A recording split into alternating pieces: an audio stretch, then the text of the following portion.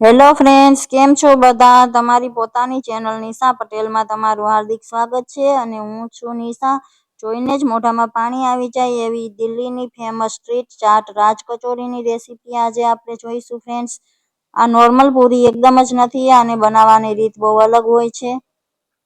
પહેલી વાર જોઈને તમને લાગશે કે આ પૂરી છે, પણ આ પૂરી નથી ફ્રેન્ડ્સ. આને બનાવવાની રીત બહુ અલગ હોય છે. તો ચલો રેસીપીને જોઈ લઈએ.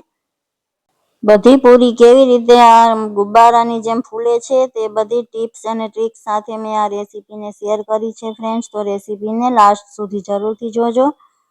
રેસીપી શરૂ કરીએ એ પહેલાં મારી એક રિક્વેસ્ટ છે ફ્રેન્ડ્સ, મારી ચેનલને સબસ્ક્રાઈબ જરૂરથી કરી દેજો અને વિડીયોને લાઇક કરી દેજો.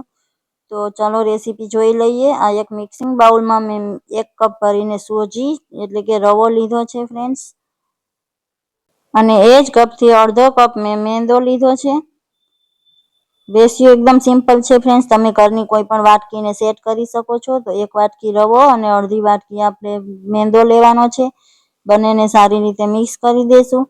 હવે આપણે અત્યારે આ સ્ટેજ પર આમાં કંઈ પણ વસ્તુ એડ કરવાની નથી ફ્રેન્ડ્સ. આ મેં પાણી લીધું છે. આપણે આમાં નમક એડ નહીં કરીએ અને તેલ પણ એડ નથી કરવાનું. પાણીમાં ખાલી આ ચપટી હળદર મેં એડ કરી છે, જેથી કચોરીનો કલર બહુ સારો આવે. હવે આ પાણીને થોડું થોડું એડ કરીને આપણે સોફ્ટ એવો લોટ બાંધી લેવાનો છે. કારણ કે આમાં સૂજી છે, સૂજી પાણી પીને ફૂલે છે, એટલે આપણે લોટને બહુ કઠણ નહીં રાખીએ ફ્રેન્ડ્સ. આ રીતે થોડું થોડું પાણી એડ કરતા જઈને લોટ બાંધી લીધો છે મેં. હવે આ લોટને રેસ્ટ કરવા માટે રાખી દેશું. 15 મિનિટમાં સારી રીતે સેટ થઈ જશે. ત્યાં સુધીમાં એક બીજું મિક્સિંગ બાઉલ લીધું છે અને એમાં મેં અડધો કપ બેસન લીધો છે. કચોરીની સ્ટફિંગ બનાવીશું આપણે આનાથી. આ કચોરી સ્ટફિંગ વાળી બનાવવામાં આવે છે ફ્રેન્ડ્સ. હવે આમાં મેં હળદર પાવડર એડ કર્યો છે અને આ મેં લાલ મરચું પાવડર એડ કર્યો છે. સ્ટફિંગમાં પણ બહુ કંઈ ખાસ મસાલા એડ નથી કરવાના ફ્રેન્ડ્સ. રેગ્યુલર મસાલા સાથે જ સ્ટફિંગ પણ બનીને તૈયાર થાય છે આપણી. અને આમાં 1 ચમચી મેં તેલ એડ કર્યું છે. 1 થી 1.5 ચમચી તેલ એડ કરીશું અને એકદમ થોડો એવો બેકિંગ સોડા મેં એડ કર્યો છે ફ્રેન્ડ્સ. ચપટી 1 જેટલો જ એડ કરીશું, વધારે નહીં. અને આને પણ આપણે થોડું થોડું પાણી એડ કરીને લોટ બાંધી લેશું. બેસન પાણી બહુ ઓછું સોખે છે ફ્રેન્ડ્સ, તો ધ્યાનથી પાણી એડ કરશું, નહીં તો આપણું લોટ એકદમ પતલો થઈ જશે. આપણે આને પતલો નથી કરવાનો. હવે આ સૂજીને પણ રેસ્ટ કરતા 15 થી 20 મિનિટનો ટાઈમ થઈ ગયો છે. તો લોટ આપણો સારી રીતે સેટ થઈ ગયો છે. હવે આપણે આમાંથી આ રીતે લોહી તોડી લેશું. એક સરખા માપના આ રીતે લોહી બનાવી લેશું. અને સેમ એ જ રીતે બેસનથી પણ મેં આ રીતે બનાવી લીધા છે, તમે જોઈ શકો છો. આનાથી શું થશે કે આપણો રેશિયો એકદમ પરફેક્ટ રહેશે. જેટલા મેં સૂજીના બોલ બનાવ્યા છે લોયા, એટલા જ મેં બેસનના પણ બનાવી લીધા છે. એક સરખા ભાગ કરી લીધા છે. હવે આ રીતે હાથની આંગળીઓથી ફેલાવી લેશું એક લોહીને અને અંદર આ બેસનવાળો ગોળ રાખીને આ રીતે સ્ટફ કરી લેશું આપણે. તો તમે જોઈ શકો છો આ રીતે બનીને તૈયાર થઈ ગયું છે. બધા લોહીને આ રીતે તૈયાર કરી લેશું અને પછી આ પાટલા ઉપર લોહીને રાખીને આ રીતે હાથથી પ્રેસ કરીને ફેલાવી લેશું અને પછી હવે વેલણના મદદથી આપણે આને વણવાનું છે.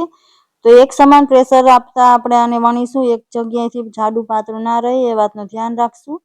અને આ એક ટૂથપીક લીધી છે, એનાથી આ રીતે ઉપરના લેયરમાં જ મેં આ રીતે છે હોલ કર્યું છે ફ્રેન્ડ્સ. અંદર આર પાર આપણે નથી કરવાનું, એ વાતનું ખાસ ધ્યાન રાખવાનું છે.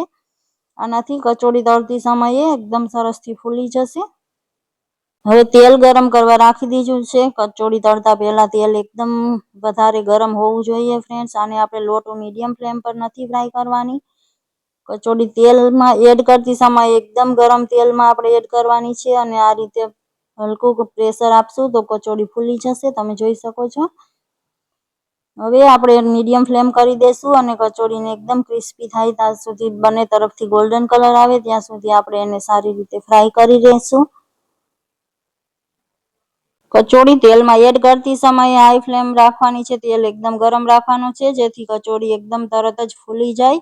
અને પછી એને પૂરી પ્રોસેસ મીડિયમ ફ્લેમમાં કરવાની છે ફ્રેન્ડ્સ, નહીં તો કચોરી એકદમ લાલ થઈ જશે અને અંદરથી કાચી રહી જશે. એટલે આપણે એને મીડિયમ ફ્લેમ પર શેકવાની છે. આ બીજી કચોરી પણ એડ કરી દીધી છે, તમે જોઈ શકો છો. એ પણ સારી રીતે ફૂલી ગઈ છે. અને હવે આ રીતે કોઈ પણ પ્લેટ ઉપર જાળી રાખીને એના ઉપર રાખશું. આપણે ડાયરેક્ટ પ્લેટમાં નથી રાખવાની, નહીં તો કચોરી મોઇસ્ચર છોડશે અને પછી સોફ્ટ થઈ જશે. તો આ રીતે બધી કચોરીને ઠંડી કરી લેશું. હવે આપણે ચાટ બનાવવા માટે સ્ટફિંગની તૈયારી કરી લઈએ. તો આ કાબુલી ચણાને મેં પલાળી દીધા હતા અને બાફી લીધા છે. અને એક મીડિયમ સાઇઝનું બટેકું પણ બાફીને આ રીતે છાલ કાઢીને ટુકડા કરી લીધા છે. હવે એમાં મસાલામાં મેં નમક એડ કર્યું છે, લાલ મિર્ચ પાવડર એડ કર્યો છે. મસાલા તમારી પસંદના આમાં કંઈ પણ એડ કરી શકો છો ફ્રેન્ડ્સ. આ મેં ચાટ મસાલા એડ કર્યો છે. તમે બારીક કાપેલી લીલી મરચી તીખું વધારે પસંદ હોય તો એડ કરી શકો છો. જીરા પાવડર, લીંબુનો રસ જે પણ તમને પસંદ હોય તે એડ કરી શકો છો. મેં આમાં અત્યારે ખાલી આ રેગ્યુલર મસાલા જ એડ કર્યા છે અને બધું સારી રીતે મિક્સ કરી દેશું. તો આપણી આ ચટપટી સ્ટફિંગ બનીને તૈયાર છે. હવે આ એક કચોરી લઈ લીધી છે મેં. આ રીતે ક્રેક કરી લેશું અને આપણે સ્ટફિંગ ભરીશું. તો સ્ટફિંગ આ રીતે જેટલું સમય એકવારમાં એટલું ભરી લેશું આપણે ચણા અને બટેકાનું. ઉપરથી આ રીતે લીલી ડુંગળી મેં કાપીને એડ કરી છે ફ્રેન્ડ્સ.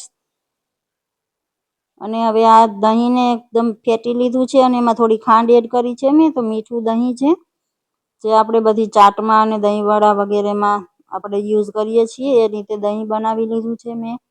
અને આ ખજૂર આંબલીની મીઠી ચટણી છે, એ પણ એડ કરીશું ઉપરથી. અને હવે લીલી ચટણી, ધાણા મરચાંની લીલી ચટણી એડ કરીશું. તો એકદમ જોઈને તરત મોઢામાં પાણી આવે એવી આપણે આ ચટપટી ચાટ બનીને તૈયાર છે. ઉપરથી આ રીતે કાલા નમક સંચળ પાવડર મેં એડ કર્યો છે. અને આ બારીક ચાટવાળી સેવ એડ કરી છે. ઉપરથી તમે આમાં લીલા ધાણા કાપેલા અથવા દાડમના દાણા વગેરે પણ એડ કરી શકો છો ફ્રેન્ડ્સ. તો તમને મારી આ રાજ કચોરીની રેસીપી કેવી લાગી ફ્રેન્ડ્સ? સારી લાગી છે તો લાઈક કરી દો. તમારા ફેમિલી અને ફ્રેન્ડ્સ સાથે શેર જરૂરથી કરજો અને કમેન્ટ કરીને જરૂર જણાવજો friends. Thank you for watching.